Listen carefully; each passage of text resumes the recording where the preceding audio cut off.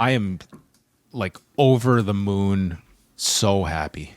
Like when I saw this, I thought it was a joke. And all I can say is that people have been listening to me for a long time, I assume, if you're tuning in on Rewind to Raw, the majority of which have been allocating time to watching these 3-hour Raws. And yes, there have been ups and downs with this franchise since 2012 when it expanded to 3 hours, but I promise you, I will be such a happier person for the 13 weeks that this show is going to be 2 hours that I just, for the life of me, they could throw me the most god-awful programming and my caveat will be it was only 2 hours.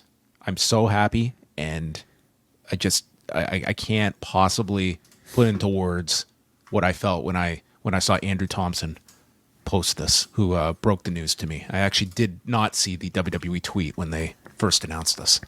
The amount of congratulating that I received this evening during the show, I think was more than like when I got married or like when my son was born. You know, so many people saying, "I'm so happy for you. Happy for you and John.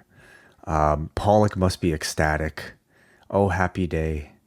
Truly happy for John Pollock in waiting. Congrats, John Pollock in waiting." And like, it's as if like, you know, we just like, we were freed from a long-term sentence of some sort. So a 633-week sentence. 600. I don't even know how to compute that. How many years is that? 12, over 12 years. Oh, 3-hour Raws. 12 years. I haven't seen daylight in 12 years. What's it going to feel like to be, well, I guess we'll be doing this at 10 p.m. But what's it going to feel like to be done this show at like, I don't know, 12:30 a.m.? No, I'm saying you want to go out after? Do you want to get together on Monday nights? I mean, I'll we can come do over anything after. now.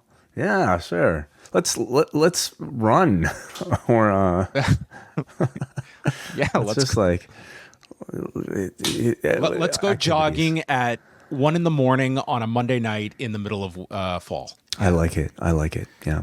I'm tremendously happy about this. I am going to dread January 7th. I officially have no desire. So hold on a second. Netflix. Hold on a second. Do we know that it's going to go back to 3 hours for Netflix? We don't know. We don't know what the timing of the episodes are going to be on Netflix. And we should go into some details about this because I did some number crunching just to get a sense of this. This should not be like a totally out of left field move when you look at just the financials of what this is.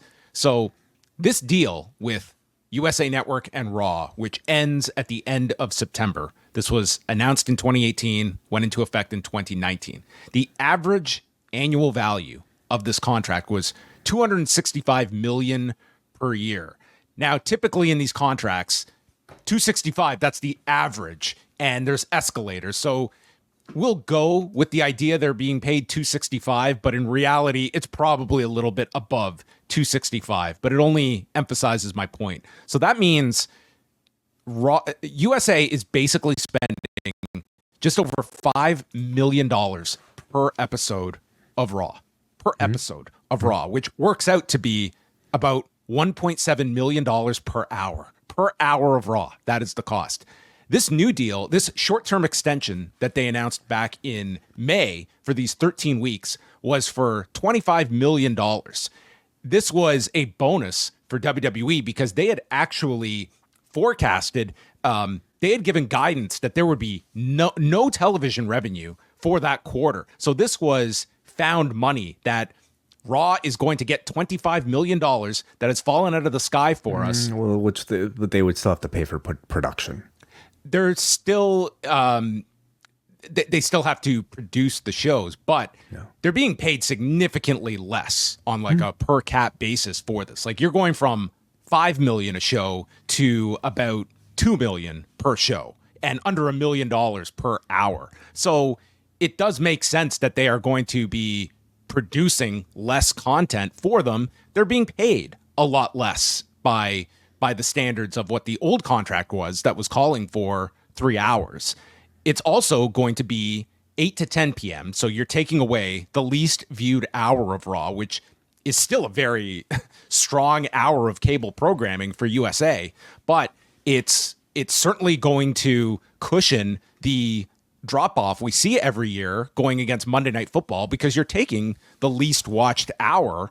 And there's like the built-in theory of, will there be a bit of a bounce that like a 2-hour show is a bit more palatable for people that maybe are consuming the next day or on DVR and might be more enticed to watch the flagship show live on a Monday night in a 2-hour format versus 3. These are all these factors. And the other one that comes to mind is that last year against Monday Night Football, the whole season, because of the strike, you got simulcast of ESPN and ABC were carrying each week's football games. This year, there's only a select few that are simulcast. So Monday Night Football is not going to be, in theory, as detrimental as last year, because you're not going to have ABC carrying the game every week on top of ESPN. So there's a number of factors here that this should be a positive for Raw, not the least of which I think is just the fan sentiment for these 13 weeks is like, I in 12 years, no one has ever told me, man, I love this expansion to 3 hours. No one has ever said that to me. In fact, people have gone out of their way to just tell me that is one of the biggest deterrents for them to watch Raw on a weekly basis. So I would have definitely agreed with that for most of these 5 years, but lately I see a lot of people actually like not really be as frustrated by the 3 hours anymore. Like there are people that are really enjoying this current product, and I've actually seen when the product is much better, which it had not been for like 10 of the 12 years in 3-hour Raws. I shouldn't say that. You know, the first year they moved to 3 hours, it actually was that was when you had the Shield, you had like your Bryans, your Punks, your Rhodes family, and they were carrying a lot of those 3-hour Raws with a lot more in-ring content. And I would say it was around maybe, you know, the post-Punk period and into the mid 2010s that you really saw, and especially the late 2010s, where creative just hit a iceberg. Yeah. How do you think USA feels about this? I mean, they're not spending a crazy amount, and they're going to have in theory, the number 2 cable program every Monday behind Monday Night Football. And they're getting it for $25 million. It is also a vehicle to promote SmackDown on top of that, which they are spending a ton more on than the short-term extension for Raw. But I think in this whole deal, you can look at several factors. USA is getting top cable programming for a bargain. They're getting one less hour of it on Monday. They're also committed to Fridays for SmackDown, which I would love to know more about what went into the decision-making process. Was it an amicable decision? Was that something they disagreed over? You can see the reasons WWE wants to stay on Fridays, and I would love to know the thinking on USA's part, how they feel about a Friday night program when they're spending around $285 million a year for SmackDown, and it is going to be a tougher night than if it was, say, on a Tuesday, for instance. Certainly, yeah. But I'm very happy. Like I think we have more than enough. But I do sense a lot of maybe diehard WWE fans feeling like there's not going to be enough room for all the talent that's on Raw. A lot of talents that don't already necessarily get featured. So I'm curious to know what they'll be cutting back on. Will there be any sort of like extra online hour that they might use the opportunity to promote, just to keep their audiences engaged, perhaps, and maybe stuck to the 3-hour format, knowing that they already have that sort of block of attention that they're committed to anyway.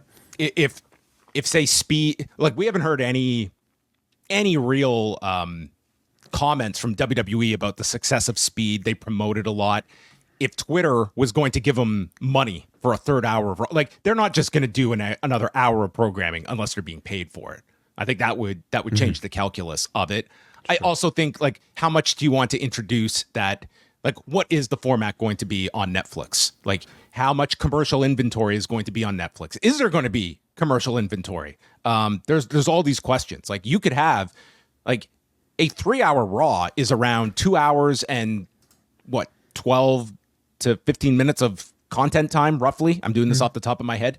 And if you're going to Netflix and you have a 2-hour block, like it's not that far off the content time. Do you even have a cutoff point? Like, could there be weeks that you could go 3 hours on Netflix, and then there's other weeks we go 2 hours and 15 minutes? Are they going to have a strict out time on Netflix? Like, these are all questions we don't know.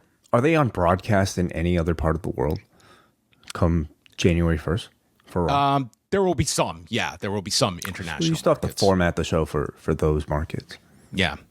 But I mean, Netflix is going to be like, it will certainly be significant changes that you're going to see to just the overall presentation of it from like, it is a chance for them to update a lot when it comes to the look and feel. And you've already seen that this year. I see that dramatically increasing as well when they shift over. But yeah, that was obviously the big story today. So they will move to the 2-hour format beginning October 7th, which is the first week after the existing deal ends, and they will run through until the finale on USA December the 30th. If you like this video, consider joining our Patreon, the Post Wrestling Cafe. Multiple bonus podcasts every week, ad-free shows, and access to our full archive. Otherwise, a like and subscribe is much appreciated. Thank you for watching.